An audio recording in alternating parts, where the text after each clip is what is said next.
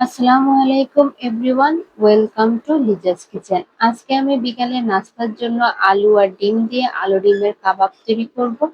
খুবই মজাদার, একদমই সহজ একটা রেসিপি। যেহেতু জলদি তৈরি করা যায়, তাই আপনারা বাচ্চাদের টিফিনেও দিতে পারেন। বিকালের চায়ের সাথে কিন্তু দারুণ লাগবে এই নাস্তাটা। আশা করছি আজকের রেসিপিটা ভালো লাগবে। প্রথমেই আমি এখানে আলু সিদ্ধ করে গ্রেট করে নিয়েছি। তারপর এখানে আমি দিয়ে দিলাম পেঁয়াজ বেরেস্তা, দিয়ে দিলাম ডিম, ধনিয়া পাতা,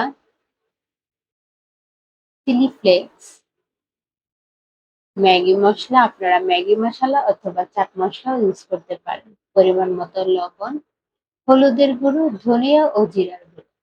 সবগুলো উপকরণ খুব ভালো করে মিক্স করে নেব। ভালো করে মিক্স হয়ে গেলে এখানে আমি দিয়ে দিব ব্রেড ক্রাম্বস।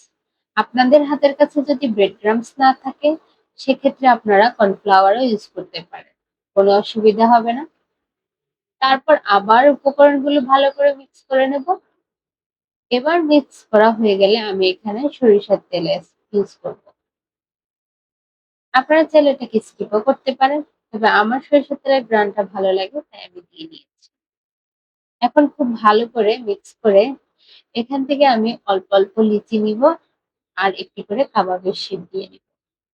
আমি আজকে কাবাবটা গোল শেপে তৈরি করছি। আপনারা চাইলে আপনাদের পছন্দ অনুযায়ী যে কোনো শেপে এটাকে তৈরি করতে পারেন। তো আমি এভাবে একটি একটি করে সবগুলো তৈরি করে নিয়েছি। আমার রেসিপিগুলো যদি আপনাদের ভালো লাগে থাকে, তাহলে অবশ্যই সম্পূর্ণ ভিডিওটা দেখবেন। লাইক, কমেন্ট, শেয়ার করতে ভুলবেন না। পরবর্তীতে আপনারা কোন ধরনের রেসিপি পেতে চান, তাও আমাকে কমেন্ট করে জানাবেন। এবং আপনারা কে কোথায় থেকে আমার রেসিপিগুলো দেখছেন, তা আমাকে কমেন্ট বক্সে লিখে জানাবেন। পরবর্তী ভিডিওতে আপনাদের কমেন্টগুলো আমি পড়ে শোনাবো। এখন আমি একটি কাবাব নিয়ে ব্রেড ক্রাম্বের সাথে কোট করে আমি তেলের মধ্যে দিয়ে দিচ্ছি। এখন এপিট ওপিট করে ভেজে নেব।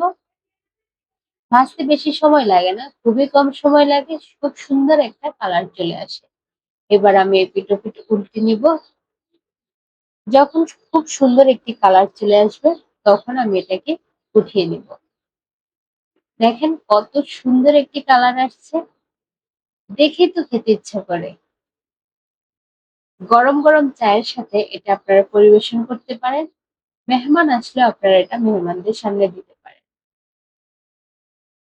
তো এভাবে আমি একে একে সবগুলো ভেজে নিয়েছি।